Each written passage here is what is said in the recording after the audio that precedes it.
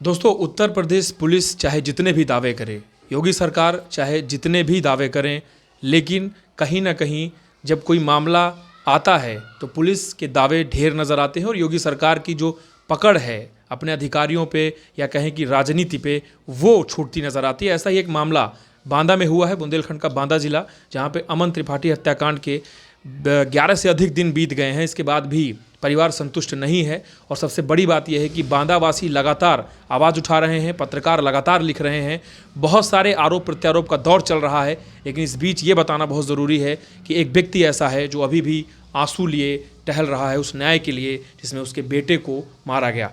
सबसे पहले ये बताइएगा, आप पिता हैं, किस तरीके का अमन था, स्वभाव में किस तरीके का? बहुत सीधा था वो, बहुत मोहिल था, पूरा मोहल्ला उसे चाहता था, इतना प्रेम करता था वो सभी लोगों से। पूरा मोहल्ला रोया है, किसी ने दशहरा नहीं मनाया मोहल्ले में।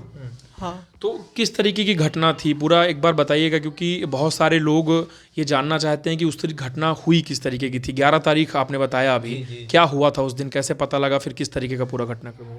11 तारीख को वो 2 बजे यहाँ से चला गया है और फिर लौट कर नहीं आया।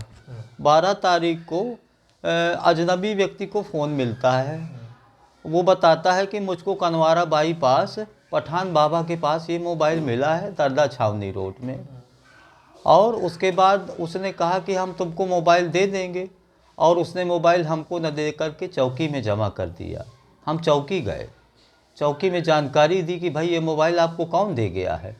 तो उन्होंने कहा एक अजनबी व्यक्ति दे गया है और आप आइए, दरोगा जी नहीं है, और वो आ जाएंगे तो आपको मोबाइल मिल जाएगा। हमने कहा हमारा बच्चा 11 तारीख को, कल से मतलब 11 तारीख को 2 बजे से गोल है, आज तक आया नहीं, कहाँ चला गया वो।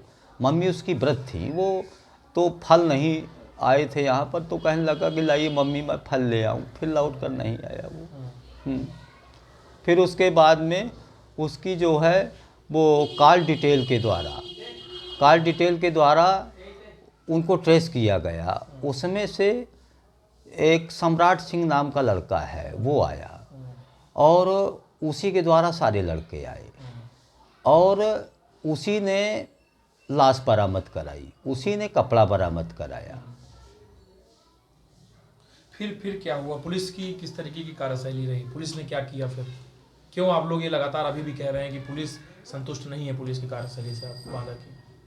ऐसे क्या क्या हुआ? वो कह रहे हैं विवेचना में कि बच्चे नहाने गए थे, सम्राट का जन्मदिन था, वो डूब कर मर गया। इन्होंने बताया नहीं डर की वजह से। हाँ, कौन सा डर है इन्हें? अब पता नहीं मैं क्या बताऊं। हाँ, लेकिन मैं सम्राट को जानता हूँ, सम्राट उसका दोस्त था और उसका जन्मदिन था, उसी में वो बहला फुलहा कर ले गया। और हाँ, कितने लोग थे लोग? और मुझ किसी को नहीं जानता, मैं किसी को नहीं जानता हूँ। पुलिस अभी क्या कह रही है, क्या अभी क्या मामला सामने आया? अभी कुछ देर पहले आईजी साहब भी मिलने आए थे। जिन लोगों को पकड़ा था तो उनको छोड़ दिया था, तो दोबारा हम आईजी साहब के पास गए और उनसे हमने निवेदन विनती किया, तो हमको कोतवाली बुलाया गया दूसरे दिन। तो वो दबाव बनाने लगे कि आप दूसरी तहरीर दीजिए, आप नाम खोलिए, आप बताइए। हमको यदि पता होता तो हम गुमशुदगी की सूचना क्यों देते, हम नामजद ना सूचना देते। ठीक है, आपके ही अनुसार, उसके कॉल डिटेल के अनुसार जिन लोगों को आपने पकड़ा, जिनके द्वारा लाश बरामद की, कपड़े बरामद किए, तो हम उसी को तो कहेंगे और किसको कहेंगे? बतावे वो बता देना कि क्या हुआ था, क्यों उसे मार दिया, उसकी हत्या की गई है, निर्मम हत्या। हाँ, और जब मैं गया, मुझको बुलाया गया जब मिट्टी में वहाँ पे कि आप देख लीजिए आपकी, तो वो भयंकर उसके चोटें थी शरीर पे। हाँ, और वो जला हुआ था, ऐसा लग रहा था कोई ऐसी चीज़ डाली गई है इसका चेहरा खराब करने के लिए। हम चेहरा नहीं पहचान पाए, बड़ा कष्ट हुआ। हाँ, इतनी निर्मम हत्या। पोस्टमार्टम रिपोर्ट में कुछ नहीं लिखा उसने, वो कह रहा 4-5 दिन पहले का मरा है। हाँ, तो इससे भी सहमत नहीं है ना आप? नहीं, बिल्कुल नहीं, ये सब भ्रष्टाचार है। फिर एसआईटी जांच, फिर उसके बाद एसआईटी के निर्देश दिए गए। हाँ, तो उन्हीं अधिकारियों को रखा गया है जो हमारे ऊपर दबाव बना रहे थे। हाँ, अब बताइए कहाँ से न्याय मिलेगा। एक वीडियो भी आया था जिसमें कुछ एक विशेष बचाव के लिए नाम आ रहा था कि इस तरह की चीज़ें होती हैं, तो कैसा लगता है कि ये न्याय की तरफ जा रहा है मामला, या क्या हो रहा है, हो क्या रहा है, वो क्या लगता अब आप बताइए, मेरा बच्चा मरा है, उसकी हत्या की गई है और ज़बरदस्ती मेरे ऊपर दबाव बनाया जा रहा है, है? तहरीर बदलने का भी दबाव तहरीर बदलने के दबाव बनाया जा रहा है, तो ये लोकतंत्र की हत्या नहीं है।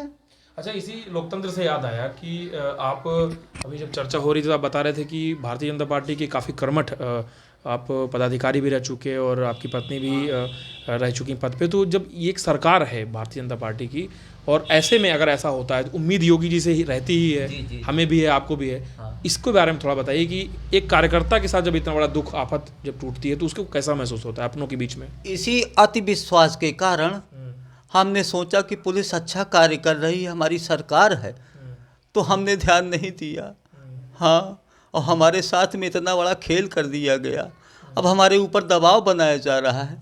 मैं पार्टी का कार्यकर्ता हूँ, मैं योगी जी से ये दबाव पार्टी का है या अधिकारियों का है या संगठन का है? क्या है, क्या दबाव, कुछ उस तरीके से बताइए। आप खुल के तो मत बताइए क्योंकि आपके ऊपर सुरक्षा भी काफ़ी दी गई है आपको, लेकिन किस तरीके का दबाव है? मैं कुछ समझ नहीं पा रहा हूँ। हाँ, मैं जिसका कार्य करता हूँ, आज मेरे साथ लोग जो है मेरी मदद करना चाहिए उन लोगों को, तो राजनीति कर रहे हैं सारे लोग। क्यों आखिरकार मैंने कहाँ गलती की है? मैंने तो बराबर 2002 से और बराबर सेवा की। मैं नगर उपाध्यक्ष भी रहा, सेक्टर संयोजक भी रहा, मेरी पत्नी सभासद रही। हाँ, कोई लड़ाई झगड़ा अमन का कभी किसी से? हम समाज सेवी व्यक्ति हैं, हमारा किसी से कोई लड़ाई झगड़ा नहीं है। कुछ नहीं? नहीं, कभी नहीं हुआ। अच्छा, और कौन कौन आया था यहाँ, मतलब अधिकारियों के अलावा कौन कौन आया, किस तरीके से बातचीत होती है न्याय के लिए? क्योंकि कुछ बातें ऐसे भी आ रही हैं कि पता लगा कि सीबीआई जांच की मांग भी की गई है। आप सहमत हैं इससे? हाँ, जरूर सहमत है हम। सीबीआई जांच कराना चाहते हैं हम। हाँ, और क्या अपील करना चाहेंगे आप, क्योंकि अगर आपको देख रहे हैं अधिकारी, जो बड़े अधिकारी हैं, उनसे आप क्या कहना चाहेंगे? अमन का पिता क्या कहना चाहता है इतना, क्योंकि ये बहुत दुखद खबर है पूरे बांदा के लिए, जिस तरीके से लोग सपोर्ट कर रहे हैं, लगातार यात्राएं निकाली जा रही है, लगातार कैंडल मार्च निकाला जा रहा है। आप जनता के लिए क्या मैसेज देंगे, क्या अपील है? मैं जनता का बहुत बहुत आभारी हूँ कि जनता मेरे बच्चे के मुँह में मेरे साथ खड़ी हुई उतरी हैं, और मैं सरकार से आज भी उम्मीद करता हूँ। मैं सरकार के लिए कुछ नहीं कहूँगा क्योंकि मैं उसका कार्यकर्ता हूँ। मुझे न्याय चाहिए बस, और मैं कुछ नहीं कहना चाहता इससे ज़्यादा।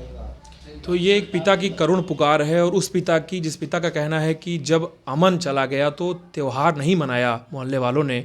घर की तो आप बात ही छोड़ दीजिए, अभी तक किसी को होश नहीं है। माँ, लगातार उनका स्वास्थ्य खराब होता जा रहा है। पिता अपना होश सिर्फ इसलिए संभाले हुए हैं कि अमन को न्याय दिलाना है, लेकिन वो एक बहुत बड़े दबाव की बात कर रहे हैं जिसे वो खुलकर नहीं बोल पा रहे, और शायद यही कारण है कि अमन त्रिपाठी हत्याकांड लगातार उलझता जा रहा है। पुलिस नया एंगल बना रही है, लेकिन इस बीच आईजी, उनका जो कार्यशैली है उससे परिवार संतुष्ट है, लेकिन उनका कहना है कि इस पे न्याय बहुत जल्द हो, और अपनी सरकार से उन्हें आस है। और अब देखना होगा कि भाजपा सरकार में, योगी सरकार में, उन्हीं के कार्यकर्ता के साथ हुए इतने बड़े अपराध के पीछे कौन से लोग हैं और कब तक सामने आएंगे। ग्राउंड जीरो से अनुज हनुमत की रिपोर्ट।